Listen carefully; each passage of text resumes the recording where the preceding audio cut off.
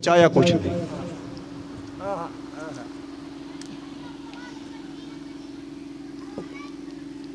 इस दीन पर दूसरों ने लगाया कुछ नहीं, अहल बैत ने बचाया कुछ नहीं, सब कुछ कुर्बान कर दिया। इस दीन की कदर पूछनी है या सैयद सज्जाद से पूछ या सानी ज़हरा से पूछ कि किस दर्द अलम से गुजरे हैं, कितनी अज़ियतें और तकलीफ़ें बर्दाश्त की हैं दीन के रास्ते में। इस दीन पर खर्च हुआ, इस दीन को बर्बाद न कर। बहुत बड़ा खर्च हुआ। नबी का बसता हुआ ख़ानदान, बसता हुआ घर उजड़ गया इस दीन की बका के लिए। बहन भाइयों की मेहनत, इमाम हुसैन जनाब ज़ैनब सलामुल्लाह अलैहा सानी ज़हरा, इनकी मेहनत है इस दीन पर। मैं कहता हूँ हुसैन मुसलमानों का मोहसिन है, मोहसिन इंसानियत है। बल्कि हुसैन ने इंसानियत को बचाने के लिए कुर्बानी दी। हुसैन अगर कुर्बानी न देते तो आज दीन के हक़ाइक़ का पता भी किसी को न होता। और कहते हैं लोग हुसैन में भी सब्र था, लेकिन सानी ज़हरा सब्र में अपने भाई से आगे थी। लेकिन नहीं, इस तरह नहीं, क्योंकि इमाम तमाम सिफ़ात हमीदा में पूरी मखलूक से बालातर होता है। ये कह सकते हैं चश्म फलक ने हुसैन जैसा साबिर मर्द नहीं देखा और सानी ज़हरा जैसी साबिर मस्तूर नहीं देखी। अजरकुम अल्लाह। यही वजह है कि सुबह से लेकर ज़ोहर तक कभी भाइयों के, कभी भतीजों के, कभी असहाब के लाशें उठाते रहे, उठा कर गर्म रेत पर रखते रहे।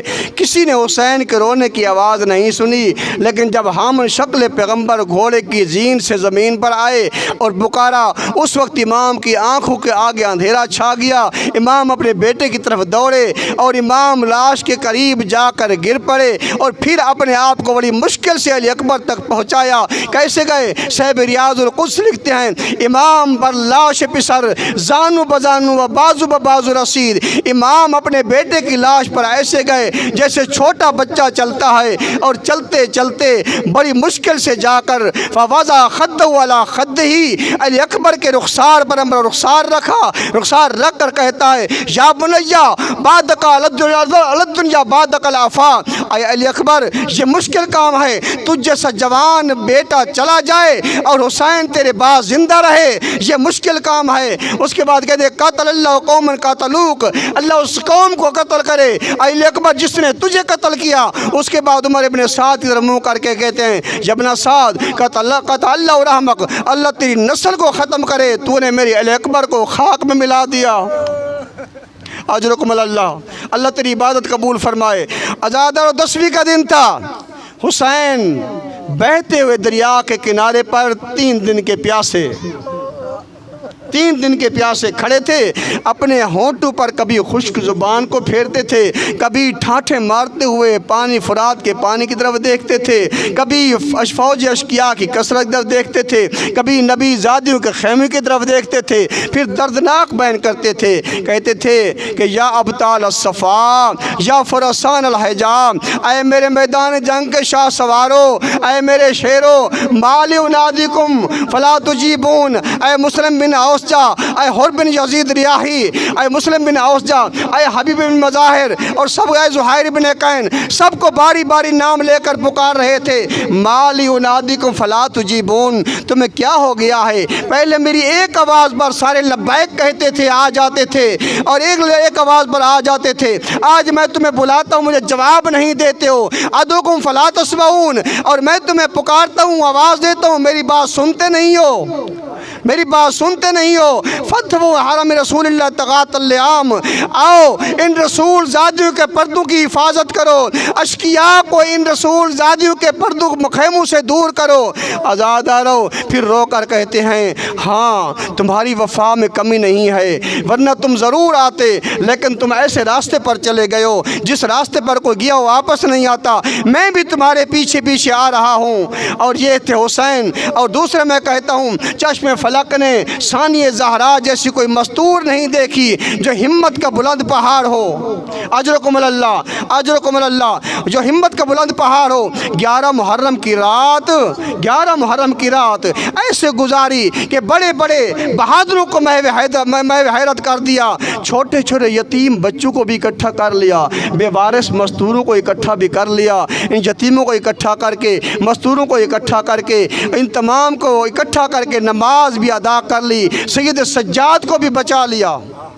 हमीद बिन मुस्लिम कहता है मैंने देखा जलते हुए दरवाजे के खैमे जल रहे थे, जलते हुए दरवाज़ों के खैमे पर एक मस्तूर खड़ी है। मैं करीब आया, मैंने कहा बीबी ये आग है, इससे दूर हट जाओ, ये तुम्हें जला देगी। लेकिन उसने मेरी बात नहीं मानी। मैंने दूसरी तरफ मुँह किया, इतने में मैंने देखा कि बीबी गायब है। मैं समझा कि ये बीबी जल गई होगी। थोड़ी देर के बाद इस हालत में बाहर निकली, अपनी पुश्त पर एक मरीज़ को उठाए हुए थी, आकर करबला की गर्म रेत पर रख दिया। फनाज़र यमीनन व शिमाला, और दाएं बाएं देखा। फिर रो कर कहती है ऐ मेरे भाई हुसैन, ऐ अली अकबर, ऐ अब्बास, आओ आज मैं नस्ल इमामत को बचा लिया है। आज़ाद 11 मुहर्रम को अशकिया आए, आकर इमाम बीबी को कैद किया। बीबी को कैद करके बेपालाने ऊँट पर सवार किया गया।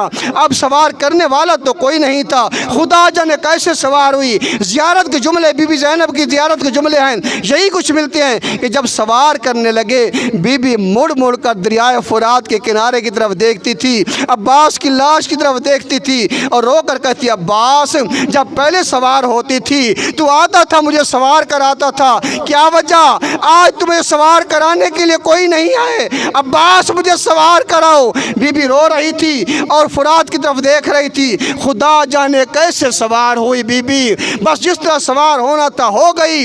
लेकिन जब मक्तल गाह से गुजरी इस बात की परवाह नहीं की कि सवार कराने वाला कोई है या नहीं है। जब बीबी मक्तल गाह से गुजरी तो अपने आप को ऊँट की कुहान से ऐसे गिरा दिया जैसे अब्बास उतरे थे। मैं कहता हूँ अब्बास को तो बाजू नहीं थे, मुंह के बल ज़मीन पर आए थे, बीबी के बाजू तो थे, क्या वजह अब्बास की तरह क्यों उतरी। इमाम हमारे क़ैम आले मोहम्मद ज़ियारत नय्य में फरमाते हैं मेरा सलाम हो उन दादियों पर जिनके हाथ पर से गर्दन बंधे हुए थे, हाथ पर से गर्दन बंधे हुए थे। बीबी आई रज्जू सदर हुआ ज़हरा, उस वक्त सीने और पीठ की हड्डियाँ एक हो चुकी थीं। भाई की लाश पहचान को नहीं आती थी, लाश की पहचान सर से होती है, सर तो था नहीं, वो कातिल काट कर ले गया, नेज़े पर उठा कर ले गया। अब कैसे पहचाने। एक टुकड़े के करीब खड़ी हो गई, कहती अंताखिल हुसैन, मेरा भाई हुसैन तू है, मेरी माँ का जिगर गोशा तू है, मेरी आंखों का नूर तू है। और इसे देख रही थी, इतने में सैयद सज्जाद के चेहरे पर मौत की जर्दी देखी और कहती या सिमाल अल बाकीन, या सिमाल अल बाकीन, या बकियत अल माजीन, ऐ मेरे गुज़श्तगान की यादगार, ऐ बाकी रहने वालों का सहारा, मेरे प्यारे भतीजे इमाम, क्या मैं तेरी हालत देख रही हूँ। वो कहते हैं फूफी अम्मा देख मेरे बाबा की लाश की हालत क्या है।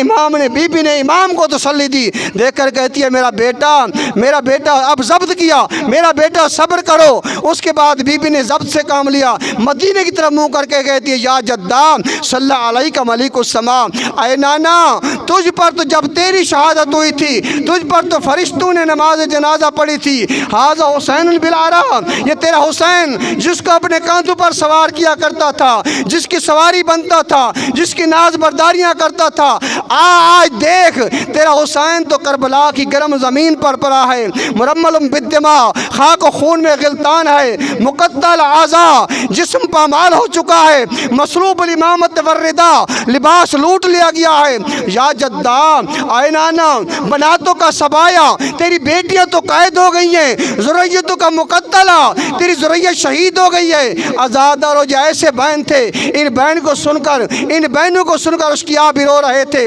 लेकिन साहिब कमकाम लिखते हैं कि यह ऐसा मंजर था, हुसैन की लाश की हालत ऐसी थी, अगर कोई रुस्तम और सोहराब होता ना, वो भी हवास खो बैठता। लेकिन बीबी अली की शेर दिल बेटी थी, इसका इतना गुर्दा था, इतना सब्र था। बीबी ने आसमान की तरफ मुँह किया, हाथ उठाकर कहती है, अल्लाहुम्मा तक़ब्बल मिन्ना हाज़ल कुर्बान, परवरदिगार तेरे दीन की बका में जो हमने कुर्बानी पेश की है, हमारी इस अदना सी कुर्बानी को मंजूर मकबूल फरमा। आज़ाद रहो। अब मुझे नहीं पता कि बीबी खुद उठी या किसी ने उठाया, लेकिन ये है कि जब किसी भाई की मैयत पर बहन बैठ जाए, इतना तो देखते हैं कि जब मैयत उठाया जाता है, भाई की मैयत हो, बहन से ज़बरदस्ती मैयत छीना जाता है, लेकिन फिर भी जब मैयत को बाहर लाते हैं, दरवाजे तक बहनें ज़रूर आती हैं, आकर अलविदा कहती हैं, रोती हुई नज़र आती हैं। खुदा जाने बीबियों को भाई की लाश से कैसे उठाया गया, बस ताज़ियाने तो उनके पास थे, खुदा जाने कैसे ताज़ियाने मारे होंगे। अलगर्ज़ उन्हें बीबियों को लाश से उठाया, फिर खुदा जाने कैसे सवार हुई। जब सवार होकर जाने लगी कूफा की तरफ, मुड़ मुड़ कर भाई की लाश की तरफ देखती थी और क्या कहती थी, आए मेरे भाई हुसैन, आए मेरे भाई हुसैन, अगर तू बीमार होता, ज़ख्मी होता, तेरा इलाज करती, तेरी मरहम पट्टी करती, उम्मीद होती भाई ठीक हो जाएगा। अगर तू ऐसे सफ़र पर गया होता जिससे वापस आते हैं, तेरे आने का इंतज़ार करती, लेकिन तू ऐसे सफ़र पर गया है जिससे वापस कोई नहीं आता। आप बहन का आखिरी सलाम कबूल कर ले।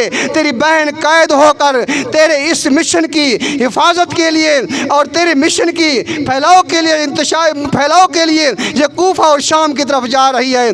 अला लानतुल कौमिज़ ज़ालिमीन व सयअलमुल लज़ीना ज़लमू अय्युमुन क़लबिन यनक़लिबून।